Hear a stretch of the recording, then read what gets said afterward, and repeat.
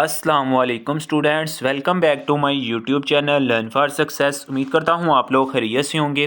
आज की वीडियो के अंदर हमने इंग्लिश 101 की फ़ाइनल टर्म के करंट पेपर्स को डिस्कस करना है जो कि 225 के स्टूडेंट्स को आया है। उसके अंदर इंपॉर्टेंट टॉपिक उसके कौन कौन से हैं, ठीक है, उसके इंपॉर्टेंट टॉपिक को डिस्कस करेंगे, उसके इंपॉर्टेंट क्वेश्चन को डिस्कस करेंगे और फाइनल टर्म के जो बच्चे पेपर दे के आए हैं उनके रिव्यू चेक करेंगे कि उनको पेपर कहाँ कहाँ से आया है और कौन कौन से इंपॉर्टेंट टॉपिक्स हैं।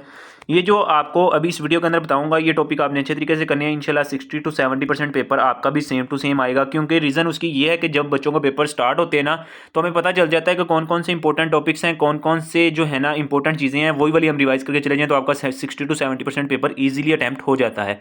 तो आपने वीडियो को लास्ट तक देखना है। अगर हमारे चैनल पर न्यू आए तो जल्दी से चैनल को सब्सक्राइब करना है, बेल आइकन को प्रेस करना है और नेक्स्ट मुझे कमेंट में बता देना कि आपको कौन सी बुक का करंट पेपर ओवरव्यू चाहिए, तो इंशाल्लाह वो भी आपके साथ शेयर कर दूंगा। अब हम स्टार्ट करते हैं अपनी वीडियो इंग्लिश 101 का फर्स्ट करंट पेपर। लो जी, ये है हमारे पास इंग्लिश 101 का फर्स्ट करंट पेपर। ये बच्चों ने ना अपनी रोमन इंग्लिश में लिखा होता है जैसे, तो ये थोड़ा सा अगर पढ़ने में अजीबोगरीब सा होता है। उन लोगों की मैसी टाइप और होती है, हमारी मैसी टाइप और होती है, हर किसी का लिखने का अंदाज और होता है। तो यहाँ पे ये थोड़ा सा समझना मुश्किल हो जाता है, तो इस वजह से आप खुद भी रीड आउट कर लिया करें अगर कोई मिस्टेक हो जाए तो। ये कह रहा है कि बिटवीन किसकी एब्रीवेशन है, ठीक है ना, बिटवीन किसकी एब्रीवेशन है ये आपने बताना था। इस टॉपिक के रिलेटेड उसका एमसीक्यूज आया था। विल नॉट की एब्रीवेशन उसका एमसीक्यूज आया था। हैव नॉट उसकी एब्रीवेशन आई थी। सेंटेंस फ्रेगमेंट्स के बारे में पूछा हुआ था एमसीक्यूज, ठीक है, ये इंपॉर्टेंट टॉपिक है। न्यूमेरिकल एरर के बारे में पूछा होता है। एब्रीवेटिव वर्ब के 3 से 4 एमसीक्यूज थे, ठीक है ना, ये मोस्ट इंपॉर्टेंट है। आपने इसको अच्छे तरीके से करके जाना है। जो एब्रीवेशन ऑफ वर्ब की एब्रीवेशन बतानी है उसके 3 से 4 एमसीक्यूज आए हुए थे, तो ये आपने अच्छे तरीके से करके जानी है, ठीक है। उसके बाद उसने ये एक एमसीक्यूज बताया हुआ है। ये उसके पास एक एमसीक्यूज कौन सा था कि एक एमसीक्यूज था कि वो often see our cousins dash easier. ये आई थिंक इसके 1 या 2 एमसीक्यूज प्रेपोजिशन में से थे, ठीक है ना, प्रेपोजिशन के 1 या 2 एमसीक्यूज उसको आए थे, ठीक है। और ये मोस्ट इंपॉर्टेंट देखो 6 एमसीक्यूज उसको इसी टॉपिक के रिलेटेड आए हैं। तो ये आपने यूट्यूब से या कहीं से भी अपनी शॉर्ट वीडियो देख के इसका कंसेप्ट क्लियर करना है कि इधर और एंड बोथ नीदर नॉर के 6 एमसीक्यूज थे, ठीक है ना, 6 एमसीक्यूज उसको इसी को टॉपिक के रिलेटेड आए थे। तो ये टॉपिक आपने 100% अच्छे तरीके से करके जाना है, ठीक है। उसके बाद जो एक आया था वो सेनोनिम्स पूछा हुआ था, आगे वर्ड बताया हुआ है उसका, ठीक है ना। नेक्स्ट वो क्या कह रहा है कि पंचुएशन मार्क्स वाले तीन सेंटेंस थे, ठीक है ना, 3 एमसीक्यूज उसको पंचुएशन वाले आए थे, ठीक है। तो ये भी आपने अच्छे तरीके से करना है।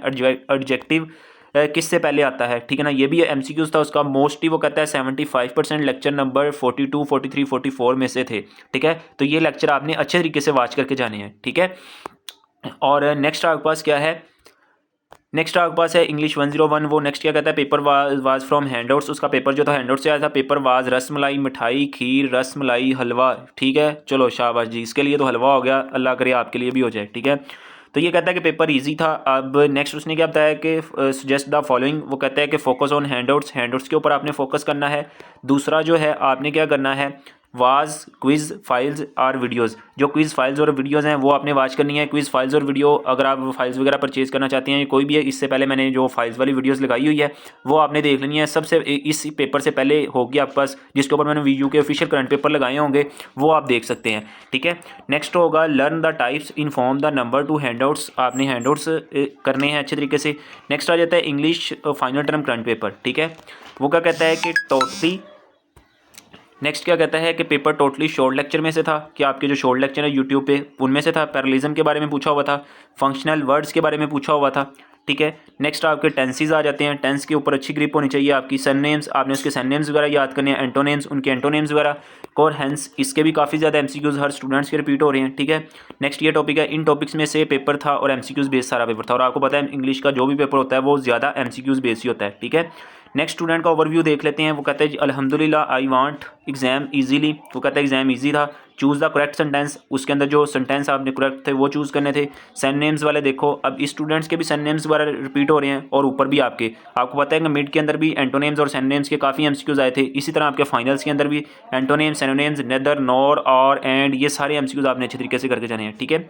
नेक्स्ट उसने एडवर्ब के टॉपिक को आपने अच्छे तरीके से करके जाना है कि एडवर्ब के बारे में। नेक्स्ट ये भी मोस्ट इंपॉर्टेंट टॉपिक है, ये भी मोस्टली स्टूडेंट्स के रिपीट होते हैं कि टॉपिक सेंटेंस, कम्प्लेक्स सेंटेंस, ठीक है, कंपाउंड सेंटेंस, ईटीसी, ये सारे आपने अच्छे तरीके से करके जाने। नेक्स्ट देयर आर 3 से 3 और 4 MCQ रिलेटेड टू ऐसे राइटिंग के रिलेटेड 3 से 4 MCQs आपके थे, ठीक है। और हैंस ये अगेन वही वाला आ गया, हर स्टूडेंट्स को इसके रिलेटेड MCQs आ रहे हैं, तो ये भी आपने अच्छे तरीके से करके जाना है, ठीक है। नेक्स्ट MCQs जो है वो यूनिटी के बारे में है, ठीक है। नेक्स्ट आपका आ जाता है डिपेंडेंट्स फ्रेज के बारे में आपने बताना है, ठीक है। और नेक्स्ट पंचुएशंस, ये अगेन आपका टॉपिक दोबारा आ गया, ऊपर वाले स्टूडेंट्स को भी यही वाला रिपीट हुआ था, punctuation, preposition, passive voice, ETC, ठीक है। Cause and effect, modifiers. Next आपके पास क्या जाता है डिपेंडेंट केस, करेक्ट स्पेलिंग, ये करेक्ट स्पेलिंग के भी आपको मिड टर्म के अंदर भी MCQs आए थे, फाइनल टर्म के अंदर का भी आपको इसी तरह इसके करेक्ट स्पेलिंग आपने बताने होंगे। 1 या 2 MCQs था, वो कहता है कि हलीमा क्विज वीडियोस थे ये जो हलीमा इनसाइड व्यू है, ये यूट्यूब पे चैनल है, वो कहते हैं उनकी वीडियो से जस्ट 1 या 2 MCQs आए थे, बाकी उनकी वीडियो से MCQs नहीं आए थे।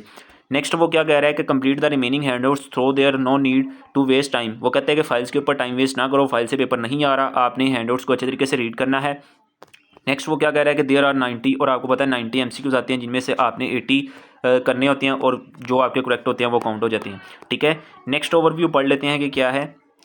नेक्स्ट फाइनल टर्म पेपर बहुत इजी था, सिंपल सारा हैंडआउट से था, कुछ क्विज फाइल से थे। अब ये आपकी लक पे डिपेंड करता है कि आपको करंट क्विज फाइल से पेपर आता है या नहीं आता। कुछ बच्चों का करंट क्विज फाइल से पेपर आ जाता है, लेकिन कुछ सम स्टूडेंट्स का जो होता है वो करंट क्विज फाइल से पेपर नहीं आता। तो आपने बी अवेयर अपनी तैयारी करके जानी है, ये ना हो कि आप फाइल्स करके चले जाओ और आपका पेपर हैंडआउट से आ जाए। और ये भी नहीं करना कि हैंडआउट्स कर लो और फाइल्स को रीड ही ना करो, फाइल्स को आपने रीड करना है, वहाँ से आपको अंदाजा हो जाता है कि किस टाइप के MCQs आपके पेपर में आ सकते हैं। चाहे वो फाइल से MCQs ना आए, लेकिन आपको एक आइडिया हो जाता है कि आपने हैंडआउट्स को रीड किस तरह करना है, ठीक है। हैंडआउट्स के अंदर तो बहुत ज़्यादा पेजेस और लाइंस होती हैं, तो आपको आइडिया नहीं होता कि किस टाइप के वो क्वेश्चन पूछ सकता है। तो आपने एक दफ़ा फाइल्स को लाजमी रीड करना है, ताकि आपको अंदाज़ा हो जाए कि किस टाइप के जो है ना आपके MCQs बन सकते हैं, ठीक है। कुछ MCQs जो मुझे याद हैं वो उसने बता दिए हैं कि कौन कौन से थे। स्पेलिंग थे, इस वर्ड के स्पेलिंग आपने देखने थे। 3 से 4 MCQs टॉपिक 2। अब ये देखो ये कितने इंपॉर्टेंट टॉपिक्स हैं, ये ऊपर वाले स्टूडेंट्स को भी यही रिपीट हुआ था और इस स्टूडेंट्स को भी यही रिपीट हुआ है। उसने बोला है कि कंपाउंड सेंटेंस के बारे में, कम्प्लेक्स सेंटेंस के बारे में, ये तमाम चीज़ें थी, ठीक है। नेक्स्ट आपके पास क्या आ जाता है कि an introduction is a easy way contain this statement, ठीक है। पैसिवाइज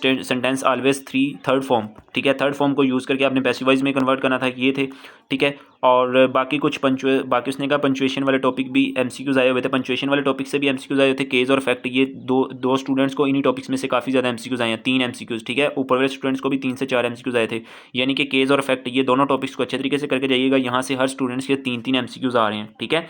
और नेक्स्ट आपके आ जाते हैं हैंडआउट्स। यहाँ पे हैंडआउट्स, आपने हैंडआउट्स को एक दफ़ा लाजमी रीड आउट करना है, ठीक है। तो ये था आपका करंट पेपर्स का ओवरव्यू।